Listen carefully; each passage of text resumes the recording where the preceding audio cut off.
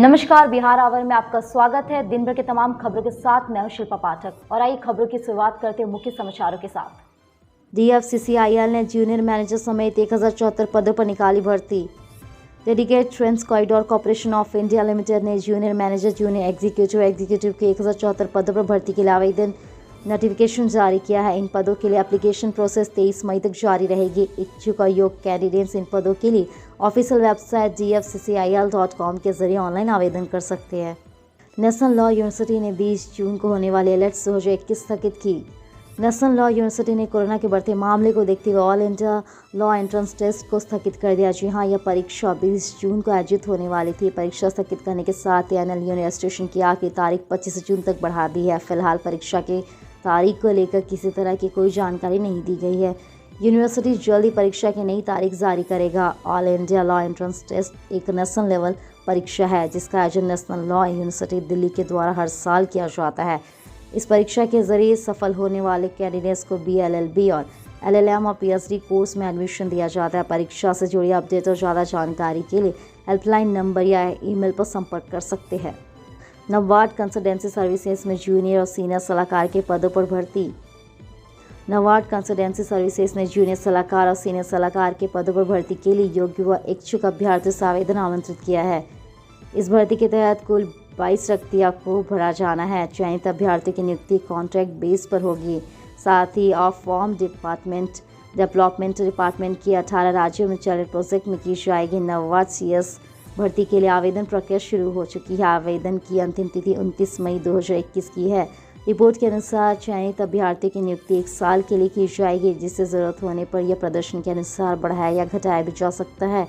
कुल 22 रिक्त पदों में 20 जूनियर सलाहकार और 2 पद सीनियर सलाहकार के लिए है।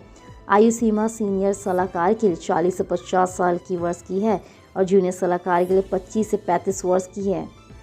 देश में पिछले 24 घंटों में रिकॉर्ड 20.8 लाख टेस्ट, सबसे ज़्यादा 4,525 की जान गई। देश में बिहार 20,08,296 कोरोना टेस्ट किए गए। यह सिर्फ भारत में ही नहीं बल्कि दुनिया में एक दिन में किए गए टेस्ट का सबसे बड़ा आंकड़ा है, जिससे पहले 11 मई को 19,83,804 टेस्ट किए गए थे। इसी बीच देश में कोरोना से होने वाली मौतों का आंकड़ा लगातार बढ़ता ही जा रहा है। बीते दिनों रिकॉर्ड 4,525 लोगों की महामारी की वजह से मौत हुई थी। यह कोरोना से एक दिन में हुई मौतों का सबसे बड़ा आंकड़ा है। सबसे पहले मंगलवार को 4,334 मौतें हुई थी। हालांकि देश के नए मामले के आंकड़े ज़रूरत से ज़्यादा राहत देने वाली है। वहीं 24 घंटे में कोरोना से 2,67,044 नए केस सामने आए हैं। वहीं 3,89,566 लोग ठीक हुए हैं। इस तरह एक्टिव केस यानी इलाज करा रहे मरीजों की संख्या में 1,27,109 की कमी हुई है। बिहार में कोरोना के नए मामले हुए आधे से भी कम, मौत का आंकड़ा बढ़ा रहा चिंता। बिहार में कोरोना के संक्रमण से तेजी से घट रही है। नए संक्रमित मिलने का सिलसिला कमज़ोर पड़ा है। स्वास्थ्य विभाग के अनुसार 30 अप्रैल को एक दिन में 15,853 संक्रमित मिले हैं, जबकि मंगलवार को 6,286 संक्रमित मिले। हालांकि मौत के आंकड़े तेजी से बढ़े। मंगलवार को स्वास्थ्य विभाग ने 111 लोगों के संक्रमण से मौत होने की पुष्टि बताई है।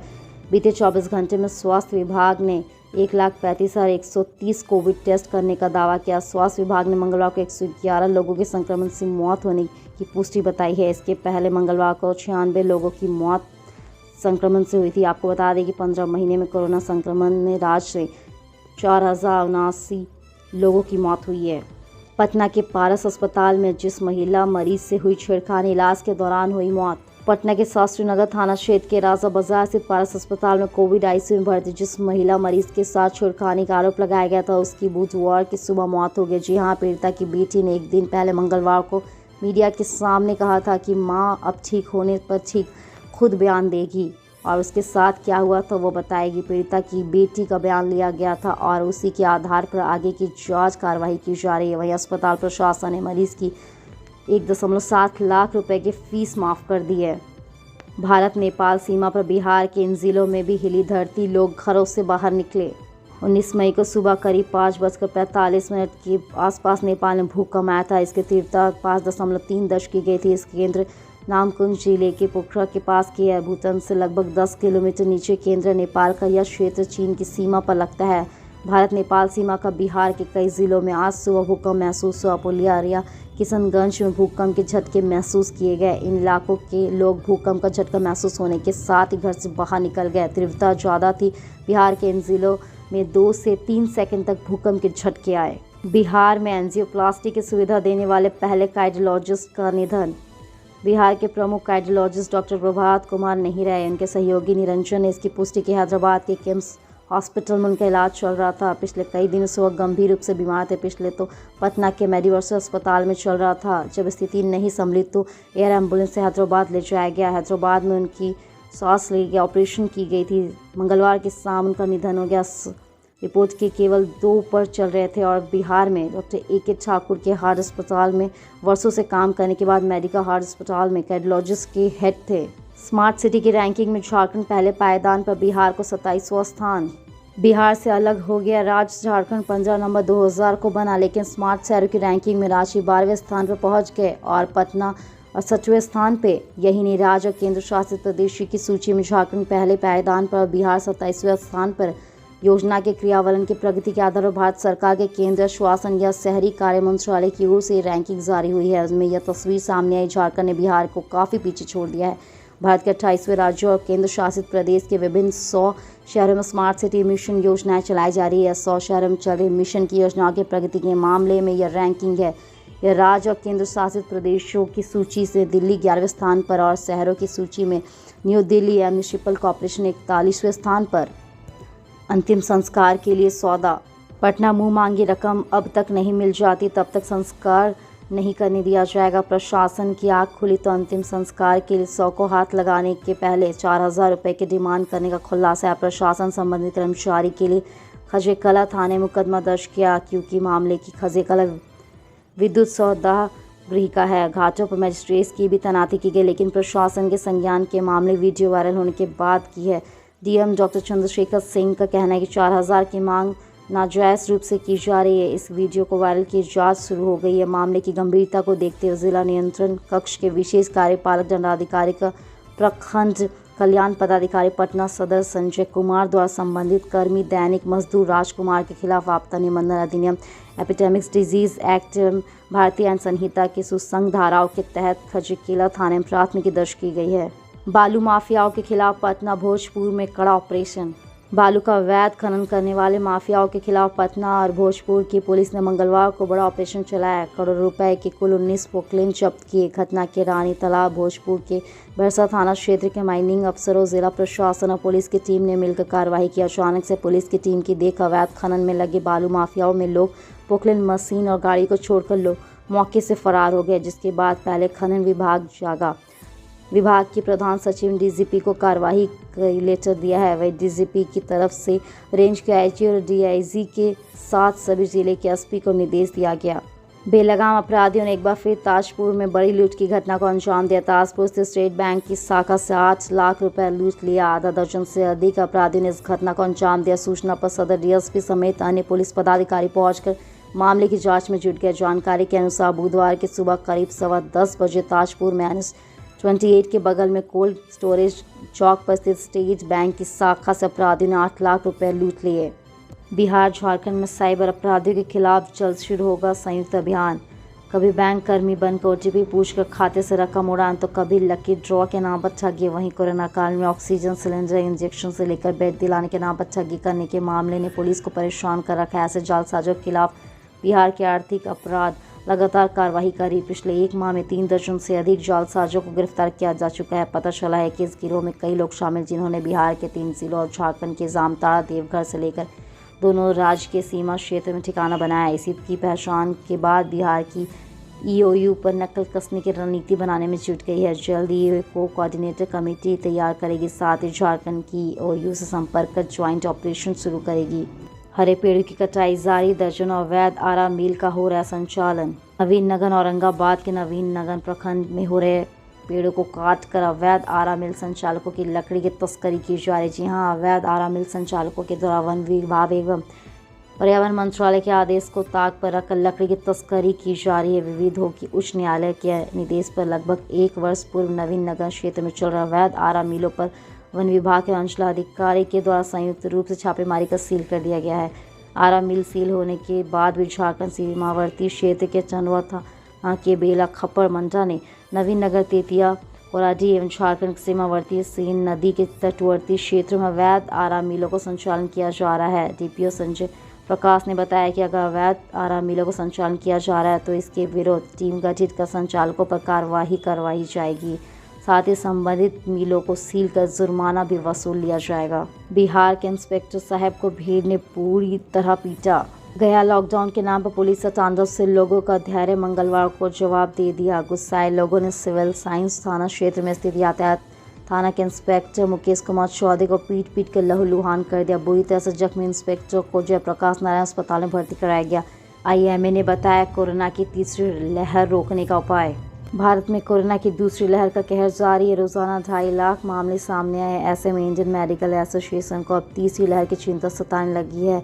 आईएमएस के अध्यक्ष डॉक्टर जे जायसवाल ने सरकार को मास लेवल पर वैक्सीनेशन की सलाह दी। उन्होंने कहा कि इसके तहत केंद्र को अधिक से अधिक टीकों को खरीदना होगा। यदि हम बड़े पैमाने पर टीकाकरण पर जोर नहीं देंगे तो तीसरी लहर का सामना करना सुरक्षित नहीं होगा। तीसरी लहर से बचने के लिए सामूहिक टीकाकरण करना होगा। इसके तहत केंद्र को अधिकतम टीकों की खरीद करनी होगी और यहाँ तक कि घर घर टीकाकरण पर भी विचार करना होगा। पावर ट्रांसफार्मर डाउन होने से खगड़िया में 17 घंटे बिजली गुल। रात करीब 9 बजे अचानक खगड़िया पावर ग्रिड का मेन ट्रांसफार्मर डाउन हो गया, जिससे झील भर में अंधकार के फैल गया। वहीं उमस भरी भीषण गर्मी के बीच बिजली के दगा होने से हर तरफ हाहाकार की स्थिति उत्पन्न हो गई। बिजली के अभाव में परेशान लोगों को रात जगह पड़ना पड़ा। भीषण गर्मी में बिजली से अभाव के साथ रात भर जगने के बाद लोगों में ऐसा लगा कि सुबह तक बिजली व्यवस्था दुरुस्त हो जाएगी, मगर ऐसा नहीं हुआ। मंगलवार को जैसे तैसे दिन चढ़ता गया वैसे वैसे गर्मी का प्रकोप बढ़ता ही गया, मगर बिजली का कोई अता पता नहीं। ऐसे में लोगों को कई परेशानियों का सामना करना पड़ा। बिजली विभाग के कार्यपालक अभियंता अजीत कुमार ने बताया कि Barauni thermal power sub station से आने वाली मेन स्लास तार और खगड़िया पावर स्टेशन के द्वारा मेन ट्रांसफार्मर में एक साथ फ्लॉट कर गया। इस तरह की समस्या उत्पन्न हो गई, जिसे दुरुस्त करने के लिए पटना भागलपुर से इंजीनियरों को बुलाया गया। कोरोना संकट में घटी मछली की बिक्री। पटना कोरोना संकट का असर अब खाने पीने की चीज़ों पर भी देखने को मिला है, जो यहाँ खास तौर पर बिहार में मछलियों की खपत बेहद घट गई। लोग इसे खरीदने से परहेज करें। दरअसल अब मीडिया में कोविड-19 के संदिग्ध मरीजों में 100 गंगा में फेंकने की खबर सामने आई है। तब से कई लोगों ने संक्रमित होने के खौफ की वजह से मछली खाना बंद कर दिया है, जिससे पटना समेत कई शहरों के बाजार में मछलियों की बिक्री प्रभावित हुई। हालांकि एक्सपर्ट ने पानी के जरिए महामारी के फैलने की आशंका को खारिज किया है। कोरोना संकट में 15,000 ग्रामीण स्वास्थ्य कार्यकर्ताओं की मदद लेगी बिहार सरकार। ग्रामीण क्षेत्रों में कोरोना मरीजों की पहचान और होम आइसोलेशन में इलाजरत रोगियों के सहयोग में ग्रामीण स्वास्थ्य कार्यकर्ता मदद करेंगे। स्वास्थ्य मंत्री मंगल पांडे के मुताबिक मुख्यमंत्री नीतीश कुमार के निर्देश अनुसार सरकार ने प्रशिक्षित ग्रामीण स्वास्थ्य कार्यकर्ताओं की सेवा लेने का निर्णय लिया है। इस कार्य के लिए इन्हें सूचक सह ट्रीटमेंट सपोर्टर कहा जाएगा। स्वास्थ्य विभाग ने इससे संबंधित आदेश जारी किया है। इन स्वास्थ्य कार्यकर्ताओं को सेवा के बदले संपूर्ण कार्य को संपन्न किए जाने के बाद प्रति मरीज 200 रुपये भुगतान किया जाएगा। राशि का भुगतान डीवीसी के माध्यम से आधार से लिंक सीधे बैंक खाता में होगा। मुंगेर घर में चल रही मिनी गन फैक्ट्री। बिहार के मुंगेर जिले में मंगलवार को हवेली खड़गपुर पुलिस ने नगर के पटेल चौक के पास एक घर में छापेमारी कर मिनी गन फैक्ट्री का खुलासा किया। जी हाँ, पुलिस ने हथियार बनाने के उपकरण बरामद करने के साथ एक व्यक्ति को गिरफ्तार किया है। पुलिस को गुप्त सूचना मिली थी कि नगर के पटेल चौक के पास सुभाष शर्मा अपने घर में मिनी गन फैक्ट्री संचालित कर रहे थे। खड़गपुर थाना अध्यक्ष नीरज कुमार के नेतृत्व में छापेमारी की गई। पुलिस ने हथियार बनाने के उपकरण बरामद करने के साथ सुभाष शर्मा को गिरफ्तार कर लिया है। शराब के साथ 3 महिला गिरफ्तार। भागलपुर कहलगांव में एक ट्रेन से बरियारपुर की 3 महिला को 400 पाउच देसी शराब के साथ गिरफ्तार किया गया। जीआरपीएफ थाना अध्यक्ष सुधीर सिंह ने बताया कि ट्रेन में तलाशी के दौरान महिला को शराब के साथ सफर करते हुए पकड़ा गया। तीनों आरोपित महिलाओं को भागलपुर जीआरपीएफ थाना ले जाया जा रहा। बिहार के गांव में एक परिवार के 22 लोग हुए कोरोना संक्रमित। बिहार के जुमाई के गांव में लगातार बढ़ रहे कोरोना संक्रमित मरीजों की संख्या यह बताती है कि सरकार की गाइडलाइन का उल्लंघन करते हुए विभिन्न तरह का आयोजन संक्रमण फैलाने का कारण बन रहा है। इसका ताज़ा उदाहरण जुमाई जिले के लक्ष्मीपुर प्रखंड इलाके का दिग्गज गाँव का है, जहाँ जाँच के बाद रविवार को आई रिपोर्ट में एक साथ 22 लोग संक्रमित पाए गए, जबकि एक संक्रमित शख्स की इलाज के दौरान मौत पटना में हो गई। जिस संक्रमित शख्स विद्याभूषण उर्फ ललन मंडल की मौत हुई, उसकी बेटी छोटू की शादी बीते 26 अप्रैल को हुई थी। शादी में उस परिवार के अलावा आसपास के लोग बढ़ चढ़कर शामिल हुए। शादी के कुछ ही दिनों के बाद घर में मुखिया की तबीयत अचानक से बिगड़ने लगी, फिर इलाज के लिए भर्ती कराया गया। इसकी मौत के बाद जब उस टोले में कोरोना जांच करवाई गई तो जहां एक साथ 22 पॉजिटिव मिले हैं, इसके बाद उस इलाके का मेन बाजार दिग्गिर की सड़कें सुनसान पड़ी और दुकानें भी नहीं खुलती। बिहार ऑक्सीजन देने वाली पौधे लगाने की होड़। अब ऑक्सीजन देने वाले पौधे की मांग बढ़े मेट्रो शहर के बाद राजधानी पटना में बढ़ गई है। लोग नर्सरियों में ऐसे पौधे की डिमांड करने लगे जो वातावरण में अधिक पर्यावरणवालु हो छोड़ते हैं। फ्लैट में रहने वाले एयर सप्लाइड स्नेक प्लांट पीसी मिली एरिया सफोफिटा व तुलसी की मांग कर रहे हैं। पटना के होल्डिंग रोड स्थित नर्सरी संचालक विकास पाल ने बताया कि पिछले 2 से 3 सप्ताह से पौधे की मांग बढ़ी है। कोरोना की वजह से एक बार फिर से इन पौधों की मांग बढ़ गई। सभी का कहना है कि ये पौधे अधिक ऑक्सीजन देते हैं। कोरोना की वजह से ऑक्सीजन का संकट चल रहा है, इसलिए नर्सरी से पौधे खरीद कर घरों में लगा रहे हैं। इन जिलों के लिए अगले 2 दिनों में बारिश का अलर्ट। पटना मौसम विज्ञान केंद्र के वैज्ञानिक संजय कुमार ने बताया कि अरब सागर में उठा तूफान धीरे धीरे कमज़ोर पड़ा है। इसके चलते देश में विभिन्न भागों में कम दबाव का क्षेत्र बनने वाला, इसी वजह से विभिन्न क्षेत्रों में हल्की बारिश या फुहारें पड़ रही है। मौसम विज्ञानियों का कहना है कि प्रदेश में छाए बादल अगले दिन इसी तरह बने रहेंगे। इसके साथ मौसम में बदलेगा। अगले 2 दिन में राज्य के विभिन्न जिलों में बारिश हो सकती है। राज्य के पश्चिम चंपारण, सिवान, शरण, पूर्वी चंपारण, गोपालगंज, सीतामढ़ी, मधुबनी, मुजफ्फरपुर, दरभंगा, वैशाली, शिवहर, समस्तीपुर, बक्सर सहित कई जिले हैं जहां 2 दिनों तक बारिश होने की असर है। कोरोना से रिकवर होने के 4 हफ्तों बाद ही वैक्सीन लगवाए। प्रेस कॉन्फ्रेंस ब्यूरो ने भारत सरकार का हवाला देते हुए कोरोना से रिकवर हुए मरीजों का ट्वीट के माध्यम संदेश दिया कि कोरोना से रिकवर हुए मरीज रिकवरी की तकरीबन 4 हफ्तों के बाद वैक्सीन लगवा सकते हैं। माना जाता है कोविड होने के बाद बॉडी में एंटीबॉडी बनती है जो 4 से 6 हफ्ते तक बॉडी में मौजूद रह सकती है। रिकवरी के बाद शरीर में अभी भी संक्रमण की प्रतिक्रिया चल रही है, इसलिए ऐसे समय में टीका लगवाना वैक्सीन की बर्बादी होगी। रिकवर होने के बाद बॉडी में कुदरती इम्यूनिटी बढ़ाने दी जाती है। इसके बाद इम्यून रिस्पॉन्स को और अधिक बढ़ाने के साथ टीका लगवाना चाहिए। आज का सवाल, क्या बिहार में स्वास्थ्य केंद्रों की स्थिति चिंताजनक है? तो आज के लिए बस इतना ही। आप बने रहिए हमारे साथ बिहार आवर में। धन्यवाद।